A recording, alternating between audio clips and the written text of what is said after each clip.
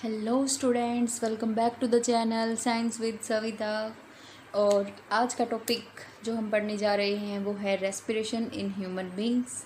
पहला पार्ट हम पढ़ चुके हैं। हमने ये पढ़ा था कि भाई रेस्पिरेशन इन ह्यूमन बींग्स में 3 प्रोसेस अपने पास होती हैं। पहली होती है ब्रीथिंग, दूसरी एक्सचेंज ऑफ गैसेस और तीसरी होती है सेलुलर रेस्पिरेशन। ब्रीथिंग के बारे में हमने पढ़ा कि इसके अंदर क्या होता है, inhalation of gas and exhalation of gas. Exchange of gases में क्या होगा कि जो ऑक्सीजन हम अंदर लेंगे और जो कार्बन डाइऑक्साइड है उसका क्या होगा कि एक्सचेंज होगा। और ये एक्सचेंज कहाँ होगा? एल्वियोली के अंदर। एल्वियोली कहाँ प्रेजेंट है? लंग्स के अंदर। ठीक है। सेलुलर रेस्पिरेशन में क्या होगा कि जब ऑक्सीजन ब्लड वेसल्स के अंदर चली जाएगी तो वो क्या होगी कि हर एक सेल के अंदर जाएगी। हर एक सेल के अंदर जाके उसका क्या होगा कि जो फूड हमने खाया था, यानी कि जो ग्लूकोज हमें फूड से मिला था, उसको ऑक्सीजन की प्रेजेंस में क्या होगा कि उससे हमें क्या मिलेगी? एनर्जी मिलेगी एटीपी की फॉर्म में। ये थी अपने पास सेलुलर रेस्पिरेशन, जो कि हमने मोटी मोटी भाषा में समझ ली थी। देखो, इनहेलेशन की एक बार डेफिनेशन हम देख लेते हैं। The process of taking in air, यानी कि हवा को अंदर लेने की जो प्रोसेस है। कौन सी हवा? रिच इन ऑक्सीजन, यानी कि वो हवा जो कि ऑक्सीजन की भरपूर मात्रा जिसमें प्रेजेंट है, उस हवा को अंदर लेने की जो प्रोसेस है उसको बोलेंगे हम इनहेलेशन। और एक्सहेलेशन में देखो, the process of giving out यानी कि बाहर छोड़ने की जो प्रोसेस है, उस कौन सी हवा को बाहर छोड़ने की process? Rich in carbon dioxide, यानी कि वो हवा जो कि कार्बन डाइऑक्साइड में रिच है, उसको बाहर छोड़ने की जो प्रोसेस है उसको कहते हैं exhalation. One breath comprises of one inhalation and exhalation. जो हम सांस लेते हैं, यानी कि एक सांस, एक ब्रीथ वो मानी जाती है जिसके अंदर एक इनहेलेशन कंप्लीट हो और एक एक्सहेलेशन कंप्लीट हो। यानी कि जब हम हवा को अंदर लेते हैं और जब हम हवा को बाहर छोड़ते हैं। जब हम हवा को अंदर लेते हैं तो इस प्रोसेस को क्या बोलेंगे भाई हम? वन ब्रीथ, यानी कि one breath comprises of one inhalation and one exhalation. A person breath several times in a day. एक जो आदमी है वो बहुत बार सांस लेता है। सांस नहीं लेंगे तो जिएंगे कैसे? ब्रीथिंग रेट क्या होता है? The number of times a person breaths in 1 minute is termed as his और हर ब्रीथिंग रेट। यानी कि जब 1 मिनट के अंदर एक आदमी जितनी सांसें लेता है, यानी कि जितनी ब्रीथ वो करता है, उस नंबर मतलब जितने नंबर वो ब्रीथ करता है उसको रेट को क्या बोलेंगे हम? Breathing rate of a person. देखो, लास्ट वीडियो में हमने पढ़ा था कि ब्रीथिंग के बाद जो प्रोसेस अपनी आती है वो आती है एक्सचेंज ऑफ गैसेज। और ये एक्सचेंज ऑफ गैसेज कहाँ होगी? एल्वियोली के अंदर होगी, है ना। एल्वियोली के अंदर क्या है? हमने एक मोटी सी स्ट्रक्चर हमने ध्यान हो तो आपको स्ट्रक्चर हमने देखी थी एल्वियोली की। वो ये थी कि ये एल्वियोली है अपने पास। इसके अंदर क्या है? ये ब्लड कैपिलरीज प्रेजेंट है। और ये जो स्पेस है इसको हमने बोला था एल्वियोलर स्पेस, या एयर सैक भी हम इसको कह सकते हैं। ठीक है। ये क्या है? अपनी ब्लड कैपिलरीज प्रेजेंट है। अब हमने ऑक्सीजन अंदर ली, हमने ऑक्सीजन को इनहेल किया। इनहेलेशन की प्रोसेस हमने लास्ट वीडियो में कम्प्लीटली देखी थी। अगर आपको फिर से देखनी है तो लास्ट वीडियो को जाके देखें। हमने ऑक्सीजन अंदर ली, ऑक्सीजन कहाँ गई? लंग्स के अंदर गई। लंग्स के अंदर कहाँ गई? यानी कि लंग्स के अंदर जाके वो कहाँ गई? एल्वियोली के अंदर गई। एल्वियोली के अंदर क्या हो गया कि ऑक्सीजन की जो कंसंट्रेशन है, कंसंट्रेशन ऑफ ऑक्सीजन, कंसंट्रेशन बोले तो मात्रा, ऑक्सीजन की मात्रा जो है वो बढ़ गई, यानी कि वो इंक्रीज हो गई। Concentration of oxygen increases in the alveolar space. Alveolar space के अंदर जो कंसंट्रेशन ऑफ ऑक्सीजन है वो सिंपली इंक्रीज हो गई। और जो अपनी ब्लड कैपिलरीज हैं इसके अंदर क्या है, कार्बन डाइऑक्साइड की कंसंट्रेशन ज़्यादा है, तो होगा क्या, डिफ्यूज़न। क्या होगा, डिफ्यूज़न। अब हम डिफ्यूज़न को डिटेल में पढ़ेंगे, डिफ्यूज़न होता क्या है। डिफ्यूज़न यानी कि जहाँ ऑक्सीजन की कंसंट्रेशन, यहाँ पे ऑक्सीजन की कंसंट्रेशन ज़्यादा है, तो जहाँ ऑक्सीजन की कंसंट्रेशन ज़्यादा है वहाँ से ऑक्सीजन का फ्लो होगा, कहाँ पे होगा, जहाँ पे ऑक्सीजन की कंसंट्रेशन कम है। ब्लड कैपिलरीज के अंदर ऑक्सीजन प्रेजेंट नहीं है, तो ऑक्सीजन एल्वियोलर स्पेस से लेकर ब्लड कैपिलरीज के अंदर जाके एंटर करेगी। और ब्लड कैपिलरीज के अंदर क्या है, कार्बन डाइऑक्साइड की कंसंट्रेशन ज़्यादा है, तो कार्बन डाइऑक्साइड ब्लड कैपिलरीज से बाहर आएगी, एकदम सिंपल डिफ्यूज़न होगा और कहाँ आएगा, एल्वियोलर स्पेस में आ जाएगी। और एल्वियोलर स्पेस में आने के बाद एक्सहेलेशन की प्रोसेस स्टार्ट हो जाएगी। चलो डिफ्यूज़न पढ़ते हैं, डिफ्यूज़न की डेफिनेशन देखते हैं क्या होता है। देखो, exchange of gases takes place due to simple diffusion. Due to simple diffusion, diffusion की अगर हम डेफिनेशन देखें, it is movement of molecules from high concentration area to the low concentration area without spending any energy. यानी कि molecules की movement कहाँ से कहाँ, high concentration area. High concentration area कहने का मतलब है कि वो एरिया जहाँ, जैसे ये कोई एरिया है, जैसे ये डायग्राम हमने बनाया, ये एरिया जो है, इस एरिया के अंदर हाई कंसंट्रेशन है, यानी कि मॉलिक्यूल्स की जो अमाउंट है वो ज़्यादा प्रेजेंट है।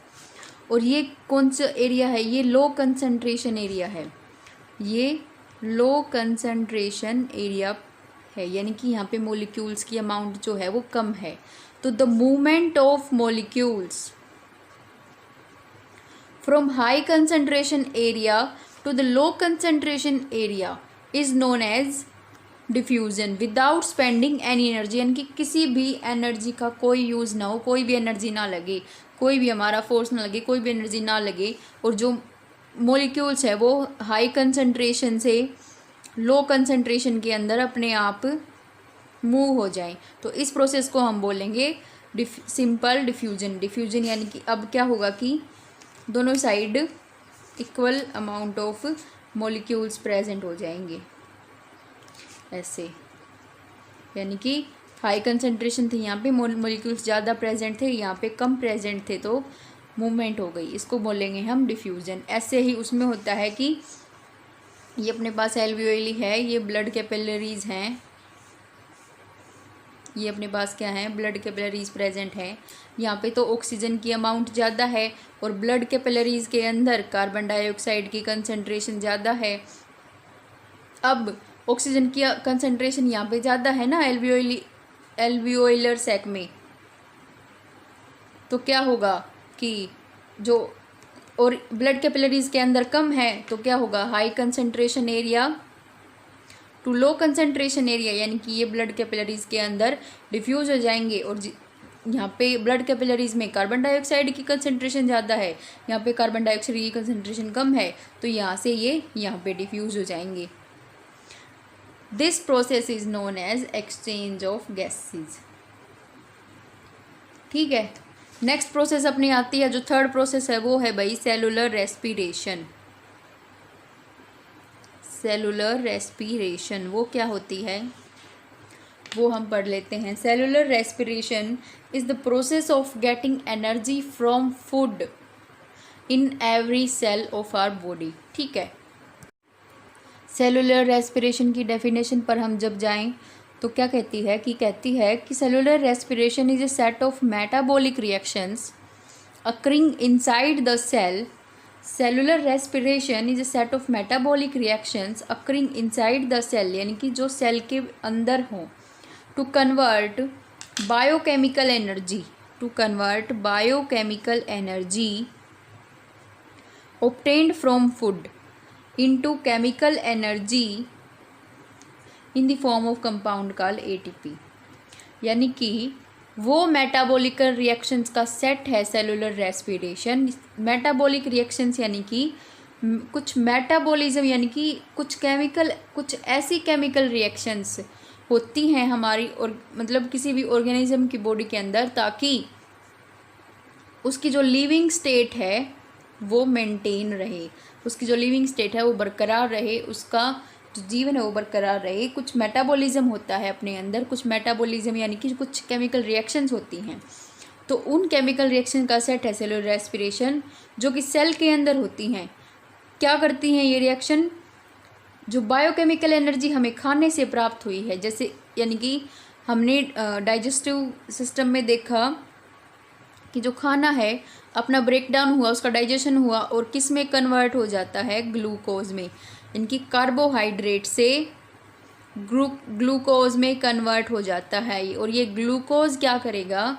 ये क्या है? एक बायोकेमिकल एनर्जी की फॉर्म है, बायोकेमिकल एनर्जी की फॉर्म है, यानी कि कुछ इसके अंदर अपना जो बायो सिस्टम है वो भी प्रेजेंट है और कुछ केमिकल्स भी प्रेजेंट है ग्लूकोज के अंदर। तो ये कंबाइंड फॉर्म है एनर्जी की, बायोकेमिकल फॉर्म, जो खाने से हमें प्राप्त हुई, उसको किस में कन्वर्ट करने के लिए? केमिकल एनर्जी में, ताकि हम उस एनर्जी को यूज कर सकें। हम चलने फिरने के लिए, काम करने के लिए जो एनर्जी हमें मिलती है खाने से, उस एनर्जी को हम बोलते हैं केमिकल एनर्जी। और किस फॉर्म में ये एनर्जी मिलेगी हमें? एटीपी की फॉर्म में। एटीपी की फुल फॉर्म होती है एडिनोसिन ट्राईफॉस्फेट। एडिनोसिन ट्राईफॉस्फेट, ये होती है एटीपी की फुल फॉर्म, एडिनोसिन ट्राईफॉस्फेट। ठीक है। जो अपना मेटाबॉलिज्म होता है वो दो तरह का होता है। एक तो होता है कैटाबॉलिज्म और एक होता है एनाबॉलिज्म। कैटाबॉलिज्म क्या होता है? Process of break down of molecules to obtain energy. यानी कि कैटाबॉलिज्म में क्या आती हैं? वो रिएक्शंस आती हैं जिसके अंदर हमें जो मोलिक्यूल्स है उसका ब्रेक डाउन होता है ताकि हमें एनर्जी मिल सके। और एनाबॉलिज्म के अंदर वो रिएक्शंस आती हैं जिससे हम process of synthesizing all compounds required by the cell, यानी कि सिंथेसाइजिंग यानी कि प्रिपरेशन करना। एनाबॉलिज्म के अंदर वो रिएक्शंस आती हैं जिन रिएक्शन में जो सेल की रिक्वायरमेंट्स होती हैं, जैसे जो सेल के अंदर जो अपनी कैटाबॉलिक प्रोसेस होती है, जो सेल की रिक्वायरमेंट होती हैं, उन कंपाउंड्स का फॉर्मेशन होता है। उन कंपाउंड्स का formation of those compounds required by the cell, the process is known as anabolism. तो इससे हमें क्या पता चलता है कि जो अपनी सेलुलर रेस्पिरेशन है, जो अपनी सेलुलर रेस्पिरेशन है वो क्या है? एक कैटाबॉलिक प्रोसेस है, इज ए कैटाबॉलिक प्रोसेस, जिसके अंदर हमें फूड से एनर्जी मिलती है। ठीक है। ये थी अपनी रेस्पिरेशन की तीनों प्रोसेस। पहली क्या थी? ब्रीथिंग, दूसरी एक्सचेंज ऑफ गैसेस, और तीसरी सेलुलर रेस्पिरेशन, और तीसरी है सेलुलर रेस्पिरेशन। सेलुलर रेस्पिरेशन के कुछ अभी तो 10th क्लास में आप नहीं पढ़ेंगे, बट +1 में जब आप जाएंगे तो कुछ ऐसी प्रोसेस होती हैं अपने पास, जैसे कर्ब साइकिल होती है अपनी बॉडी के अंदर, और इलेक्ट्रॉन ट्रांसपोर्ट सिस्टम होता है, इलेक्ट्रॉन ट्रांसपोर्ट सिस्टम, और ग्लाइकोलिसिस। ये तीनों प्रोसेस बहुत ही मोस्ट इम्पोर्टेंट प्रोसेस हैं सेलुलर रेस्पिरेशन की, जो कि अपनी बॉडी के एक ऑर्गेनिज्म के अंदर टेक्स प्लेस करती हैं। ठीक है। ये तीनों और ये तीनों प्रोसेस मिलके क्या बनाती हैं? Respiration in human beings. अपना respiration in human beings complete हो गया। आप इसको रिवाइज कीजिए। नेक्स्ट लेक्चर में हम पढ़ने जा रहे हैं एनारोबिक रेस्पिरेशन के बारे में और ट्रांसपोर्टेशन नेक्स्ट टॉपिक हम स्टार्ट करेंगे, ट्रांसपोर्टेशन इन प्लांट्स क्या होता है। ठीक है भाई, वॉच आउट कंप्लीट वीडियो। और अगर आपको ऐसे नोट्स चाहिए तो प्लीज़ मेरे टीचमेंट ऐप पे मेरी क्लासरूम एनरोल करें, और लिंक मैंने डिस्क्रिप्शन बॉक्स में दिया कि कैसे आपको क्लासरूम में एनरोल करना है, और लाइव लेक्चर्स भी आप ले सकते हैं, और इनके आपको हैंड रिटन नोट्स भी मिल जाएंगे। Thank you.